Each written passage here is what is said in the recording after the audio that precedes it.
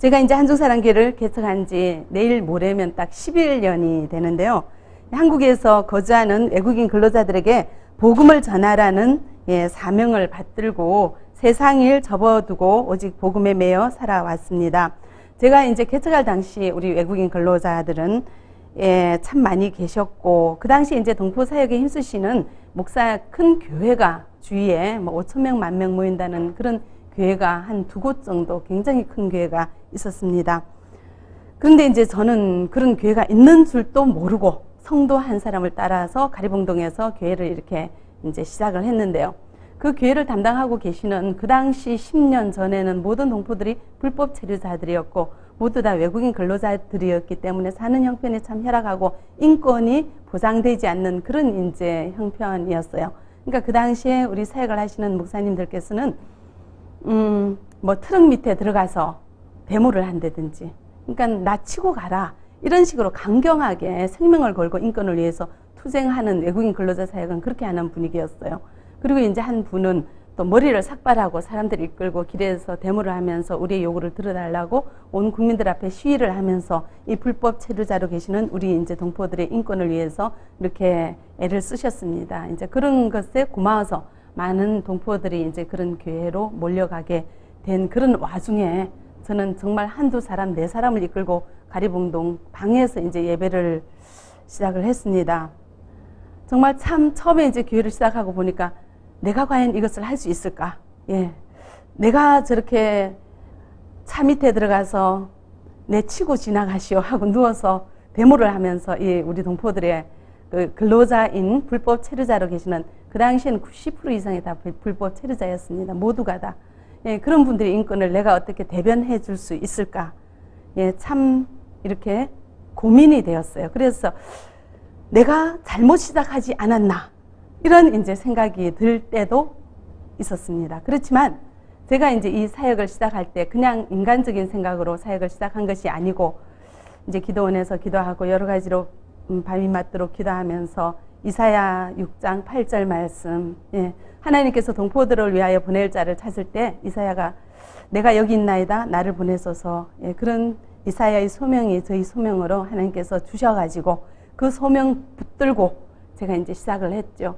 그 당시에는 가정을 꾸리는 이제 주부로서 정말 신학을 한다는 것, 그리고 이런 개척을 한다는 것, 여자의 몸으로 한국에서 개척을 한다는 것은 정말 얼마나 어려울까 상상이 되잖아요. 그런데 그렇게 교회를 2-3사람 앉혀놓고 교회를 시작한다고 해서 이것이 잘 된다는 보장도 없고 어떻게 될다는 보장도 없고 미래를 알 수 없는 그런 상황에서 인간의 생각으로는 시작할 수 없었기 때문에 이제 그렇게 기도를 하면서 이제 교회를 시작을 했는데, 그런 주님의 응답을 받았기 때문에 제가 참 그런 복잡한 현실 속에서도 앞이 안 보이는 깜깜한 그런 이제 미래 속에서도 내가 있을 곳은 여기구나 이런 생각을 하면서 뒤로 물러가지 않고, 그렇지만 내가 무엇을 어떻게 해야 될지 알 수 없는 그런 상황에서 동포들도 모르고 외국인 근로자들도 모르고 아무것도 모르고, 저는 경찰이 보면은 더 무서운 사람인데 경찰서에도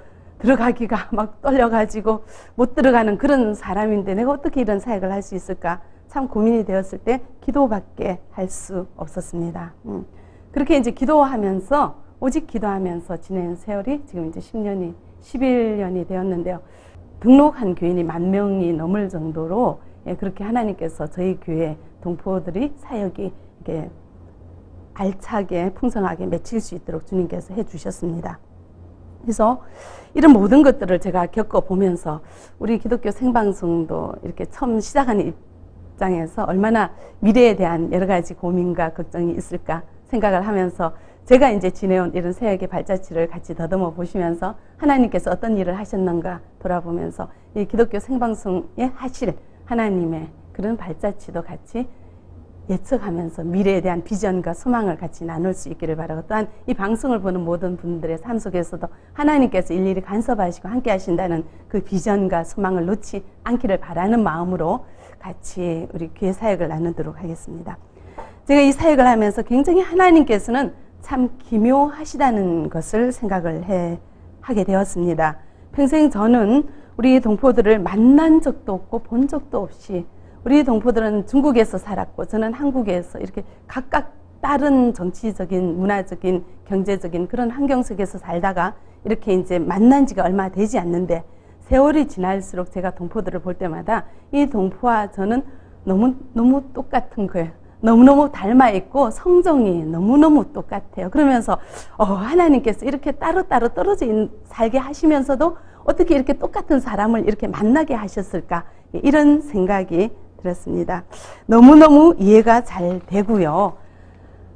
그 무엇이 같은가 하면은 성격이 참 같더라고요. 우리 동포들은 이렇게 굉장히 직선적인 그런 이제 성격인데 저도 되게 직선적인 성격이에요. 그래서 내가 이 직선적인 성격을 어떻게 사역을 할 수 있을까, 이런 고민이 될 정도로 굉장히 직선적인 성격을 버릴 수는 없잖아요.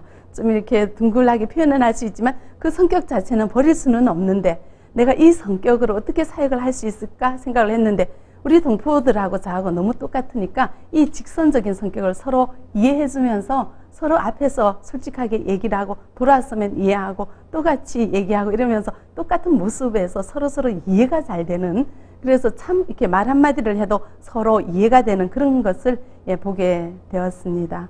그리고 이제 우리 동포들도 그리고 저도 되게 적극적인 성격인데 그것도 또 똑같고, 이래서 보면은 우리 동포들의 모습을 보면서 꼭 나의 모습을 보는 것처럼 아유 어쩜 저럴까, 저런 행동을 할 때는 어떤 생각을 하겠지, 그런 것까지 그분들의 생각까지도 제가 이제 읽을 수 있는 이런 이점을 주셔가지고 우리 동포 사역하는 것이 굉장히 어렵지 않게 지금까지 해오고 있습니다.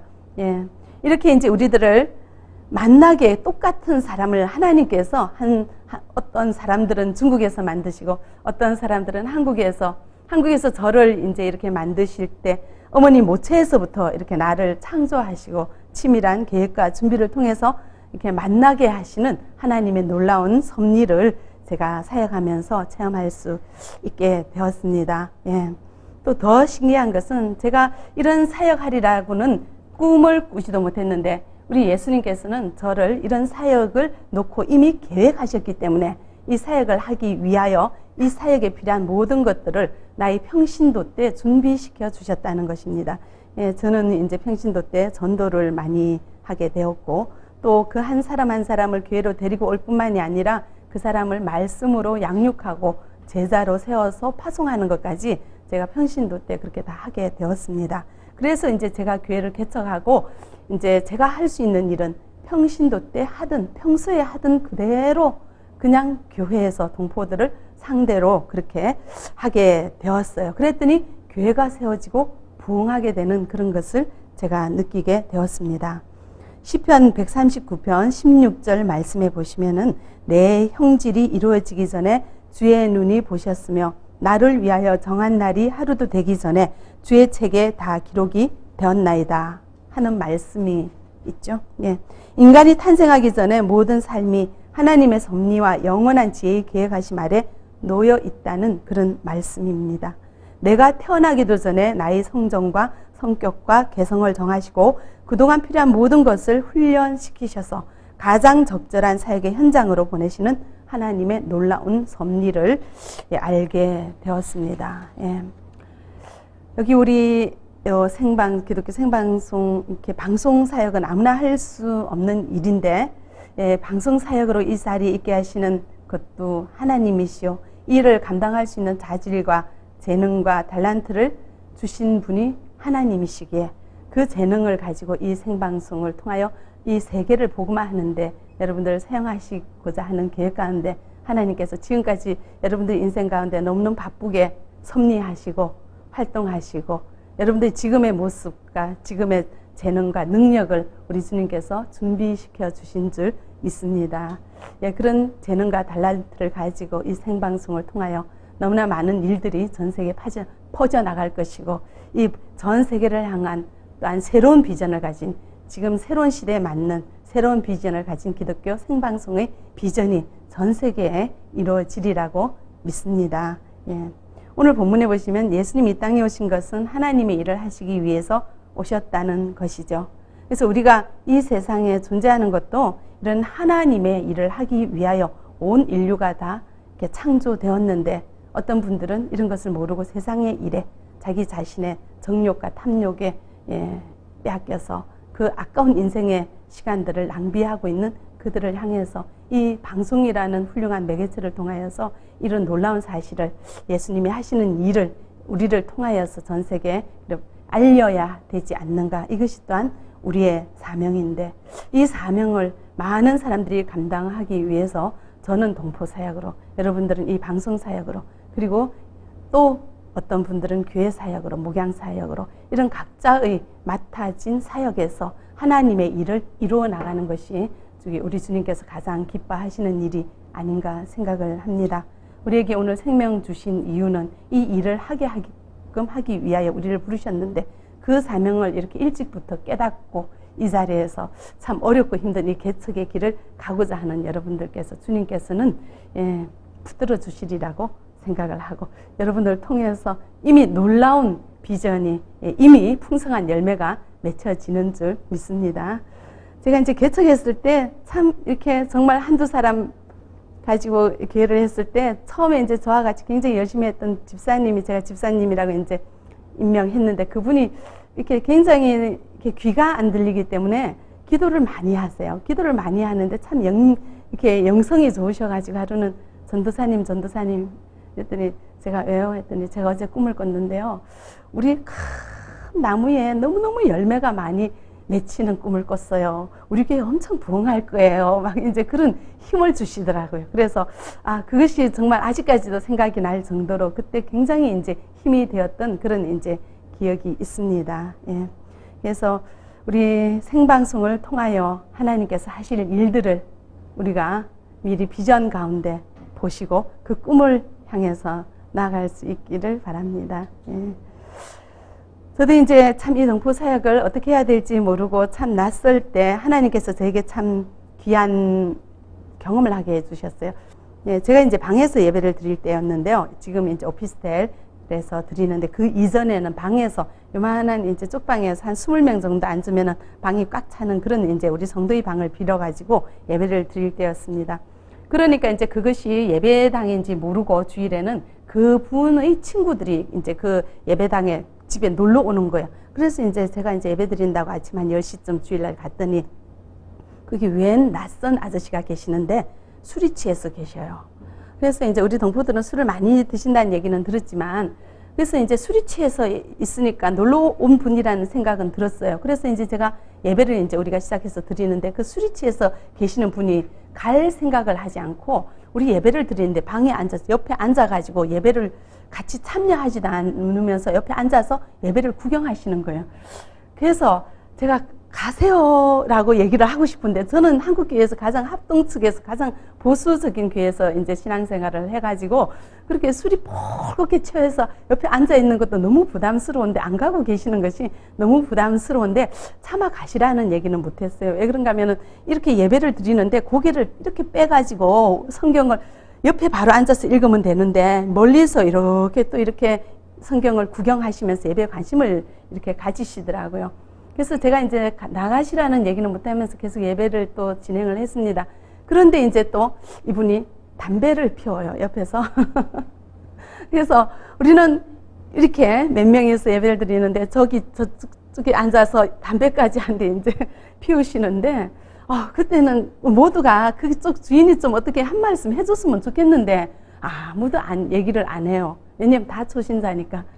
어떤 게 예배 분위기인지, 거룩하고 경건한 분위기를 모르니까 저분은 그냥 놀러와서 저기 계시는 분인데, 그래도 담배 꺼라고 누가 한마디 하더라고요. 그래도 계속 담배를 피우고 계세요. 자기 마음대로. 그래서 제발 나가주세요 한마디 하려고 했는데 그 말이 안 나와가지고 제가 참았어요. 그러면서 이제 예배가 다 끝났어요. 그래서 이제 제가 그 형제한테 물어봤습니다. 하나님 살아계신 거 아십니까? 했더니 나는 하나님 같은 거 모른대요. 그냥 오늘 놀러 왔는데 참 신기하네요 하면서 이제 이렇게 있으면서 우리가 이제 점심 식사를 같이 했습니다. 근데 그분이 이제 또 나가시더라고요. 그래서 가시는가 보다 하더니 또 이제 우리 식사가 끝나니까 또 들어오셨어요. 근데 집에 가서 술을 한 잔 더 하고 오신 거예요.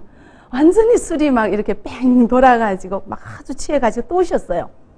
그래서 우리끼리 이제 얘기하고 있는데 그분이 또 오신 거예요. 그래서 참 내가 하나님 저분 저렇게 자주 오고 술 취해서 헛소리도 하시는 것 같고 제가 참 불편한데 어떡합니까 하니까 하나님께서 어떤 감동을 주시는데 하나님께서 보내셨다는 생각이 들어요. 그래서 이제 그분을 정말 제가 이제 평신도 때 전도를 했기 때문에 이렇게 저를 만나주는 사람이 없잖아요. 근데 이렇게 저를 만나기 위하여 저렇게 술은 드셨지만 오셨다는 이 사실이 얼마나 귀한지. 그래서 이제 제가 그분한테 하나님 살아계신 거 모르시죠? 나 하나님 모른대요. 그래서 이제 하나님에 대해서 간단히 얘기를 하면서 저 따라서 기도하세요 하면서 손을 잡고 기도를 했더니 술이 취해서 말씀도 잘하기 어려우면서 그걸 하더라고요. 근데 제가 그거를 영접 기도를 시키면서도 참 이렇게 마음에 갈등을 했어요. 이분이 참 제정신으로 영접하는 분도 하나님 누군지 모르는데 이렇게 술이 취해서 영접을 하시는 분이 하나님 살아계신 걸 알까? 이런 이제 단게 참 의심이 들었는데 그 순간에 이제 참 하나님 주시는 생각이 성령은 술보다 더 능력이 많으시다. 저렇게 나를 만나고 싶어서 술을 또 한 잔까지 다 하고 오신 저분을 내가 꼭 이때를 놓치지 않고 전도를 해야 된다는 생각이 들어가지고 그분이 이제 전도를 했어요. 근데 이분이 그 말을 다 아이들이 또박또박 말 따라하는 것처럼 영접기도 그 말을 다 따라하는 거예요. 나의 죄를 대신하여 예수님께서 뭐 죽으시고 그 말을 다 따라하고 예수님 이름으로 기도를 합니다. 아멘. 그리고 영접기도를 다 따라하는 거예요. 그래서 이제 그러고 이제 한 주가 지났습니다. 그 다음 주에 제가 다시 이제 가리봉동에 예배를 드리러 이제 오는데 그분이 길에서 이제 딱지치기를 하고 계시더라고요. 그분은 어른인데도 이제 그 동네 사람들이 좀 이렇게 같이 이렇게 안 하는 좀 이렇게 약간 이렇게 좀 이렇게 쉽게 우습게 쉽게 생각하는 그런 항상 술에 취해 계시고 한국까지 돈 벌러 와서 돈을 못 버는 거예요. 술 때문에. 그래서 또 주일날 딱지치기를 하고 계시기에 제가 이제 거기서 물어봤어요. 하나님 살아계신 거 형제님 아십니까? 저는 이제 좀 무대포 기질이 있어가지고 사람 막 환경을 생각하고 눈치를 보고 안 그래요. 그냥 다짜고짜로 들이대는 이런 스타일이라서 처음 이제 만날 때 하나님 살아계신 거 믿습니까? 했더니 일주일 지났잖아요. 술 취해서 영접을 했는데 제가 그래서 궁금했어요. 어떻게 대답을 하는가? 했더니 이분이 대답하시는 말씀이 하나님 살아계시죠. 그렇게 대답을 하는 게, 그럼 예배 드리러 갑시다 했더니, 아니대요. 바쁘대요. 자기는 오늘 친구들하고 놀아야 되는데, 이제 딱지치기라고 노셔야 된다고 안 오시는 거예요. 그래서 처음에 이제 영접을 해도 교회 바로 오기는 어렵더라고요. 항상 제가 경험상.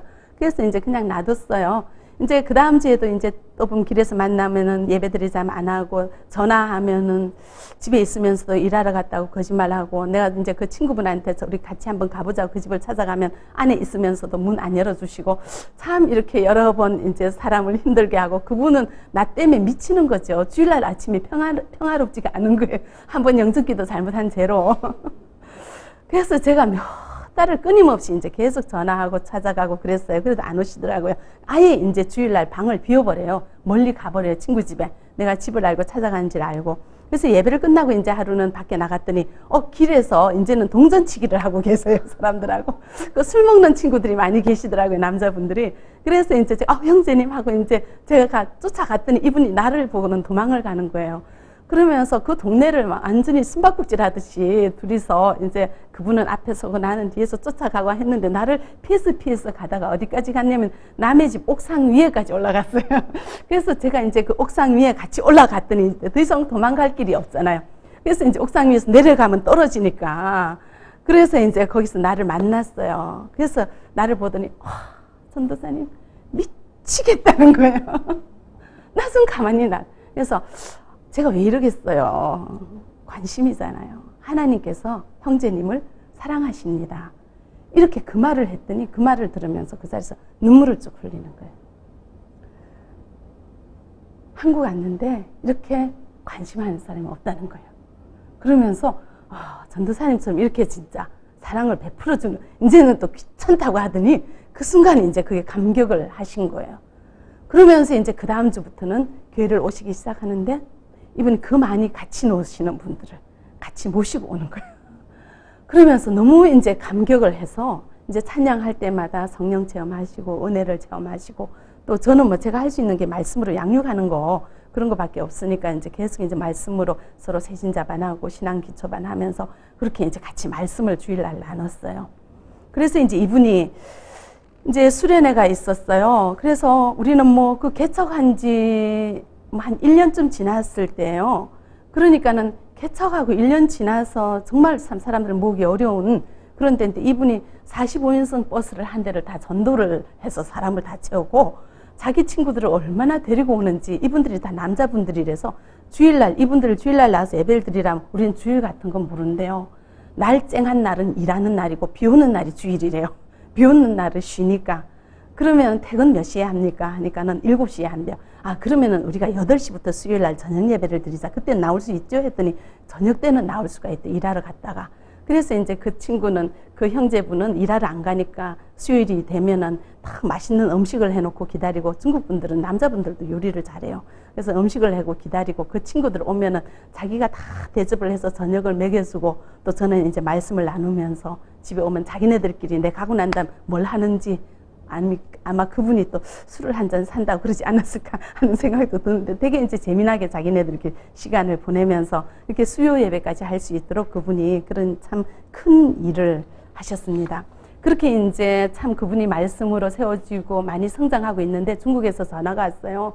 이 아이들을 중국에 그냥 떼놓고 살다 보니까 이 아들이 나쁜 친구들하고 어울려서 싸움을 했는데 머리가 완전히 뼈가 갈라지도록 완전히 맞아버린 거예요. 그래서 혼수 상태에 들어가서 이 아이를 수술을 해야 되는데, 엄마 아빠가 다 한국에 나와 있으니까 부모의 동의가 있어야지, 생명이 걸린 문제니까 수술을 못하고 그 아이를 그냥 병원에 놔두고 있는 거예요. 이 소식이 들려와서 이제 이분이 일 잘하는 마누라는, 부인은 여기서 돈 버시고 자기는 어차피 일 안 하니까 중국으로 가겠다고 해가지고 중국에 가셔서 그 아들 수술하는 거 이제 사인했더라고요.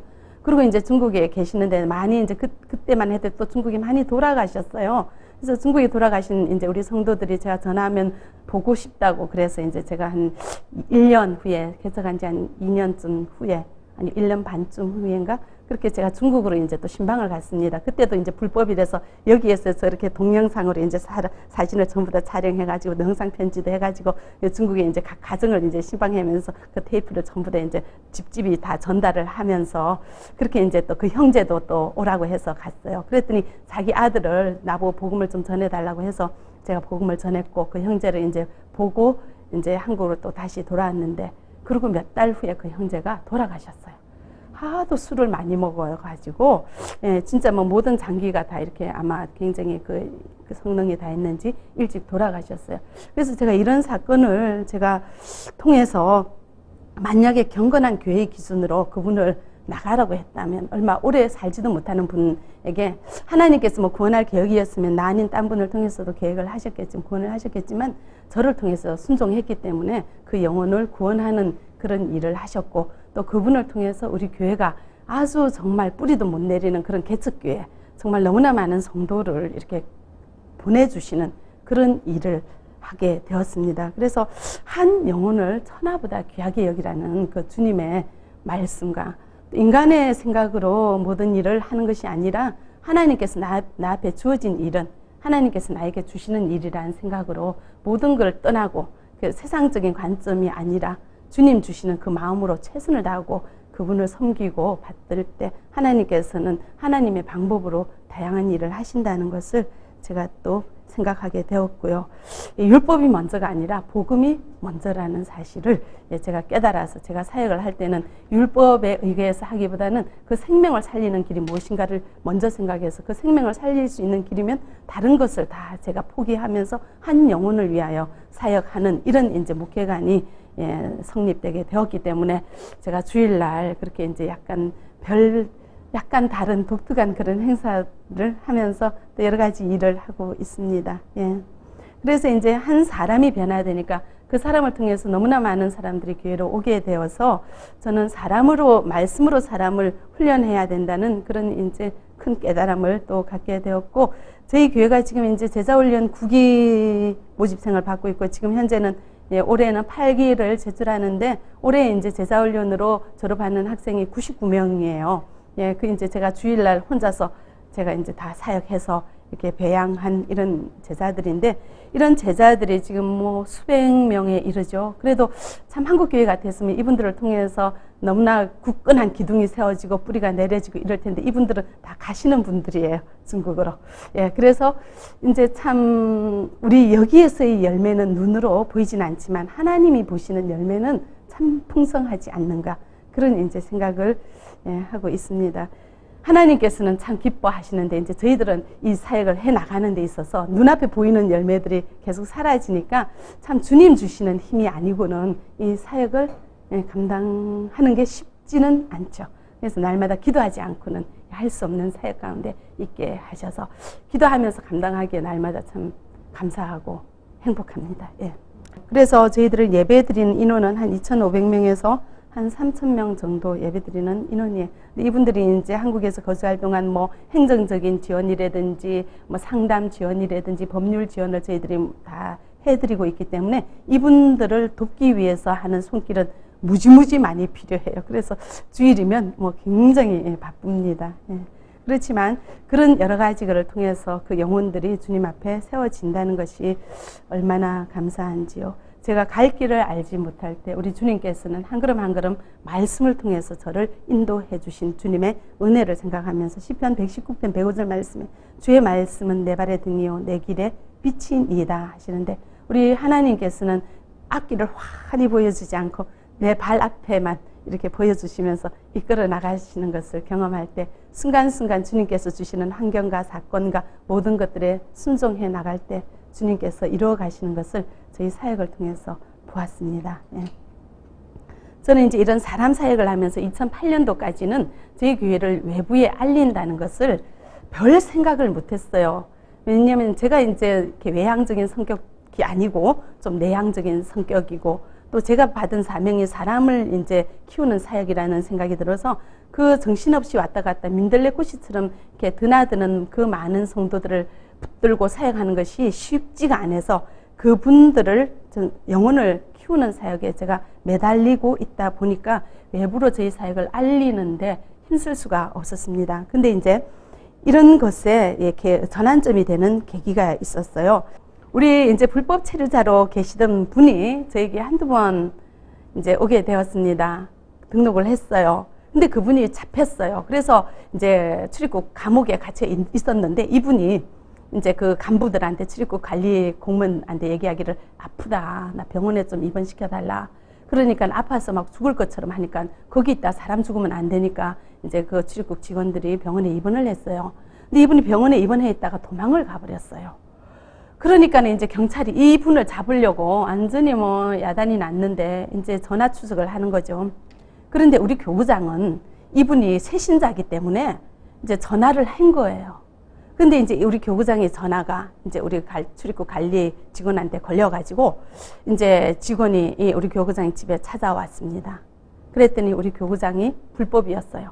그 불법인 며느리도 또 같이 있었어요. 그래서 그 자리에서 우리 교구장하고 며느리가 같이 잡혀가지고 중국으로 송환되는 그런 일이 있어가지고 제가 이런 일은 정말 또 가만히 있어서는 안 되겠다 생각해서 이제 그때 이제 또 큰 마음을 먹고 출입국에 이제 소장을 찾아갔고 여러 이제 직원들을 만나가지고 우리 교회 이분은 우리 교회 그거를 담당하기 위해서 사역을 하기 위해서 전화를 한 거지 그분하고 내통해서 그분을 빼주려고 범죄에 가담한 사람이 아니라는 것을 이제 여러 번 말씀을 드리고 저희 교회를 알리게 되었습니다. 그렇게 해서 이제 출입국의 한중사랑교회라는 존재를 제가 알리게 되었는데 그 직원들이 우리 교회를 보더니 여태까지 저희들이 알고 있던 그런 교회보다 더 큰 규모의 교회가 말도 없이 여태까지 사역을 해왔다는 이런 얘기를 듣고 너무너무 감동을 하셔가지고 우리 그 이제 공무원들이 법무부 그때 이제 제1회 세계인의 날에 이제 여러 표창을 하는 그런 이제 행사가 있었죠. 그때 이제 우리를 추천해 주셔가지고 법무부 장관상을 받게 해주셨고 또 그때 이제 법무부 지정 동포 체류 지원센터를 지정하는 그런 이제 사건이 있었는데 그때 우리를 지원센터로 지정을 해주고 또 우리 교회가 너무너무 자기네들이 보기 아름답다는 생각이 들어서 그 법무부 직원이 보도자료를 만들어가지고 언론사에 다 배포를 해주셨어요. 그래서 이제 MBC에서 우리 교회를 와서 찾아와서 이렇게 촬영을 해가지고 그때 이제 MBC 뉴스 데스크에 이렇게 그 시간에 2분 40초나 우리 교회 한 30초만 나와도 굉장히 많이 나오는 건데 2분 40초나 우리 교회가 나오는 그런 영광을 가지게 되었습니다.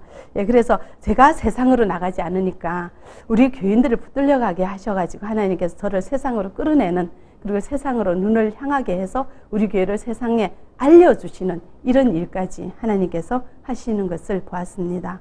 예. 근데 이제 그 붙들려 간 교인들은 다 돌아왔습니다. 예, 그래요. 주시더라고요. 아니 이제 정당한 법 안에서 그렇게 되었습니다. 보시면 출애굽기 4장 36절 여기 보면 구름이 성막 위에서 떠오를 때는 이스라엘 자손이 그 모든 행진하는 길에 앞으로 나아갔고 구름이 떠오르지 않을 때는 떠오르는 날까지 나아가지 아니하였으며 낮에는 여호와의 구름이 성막 위에 있고 밤에는 불이 그 구름 가운데 있음을 이스라엘의 온 족속이 그 모든 행진하는 길에서 그들의 눈으로 보았더라.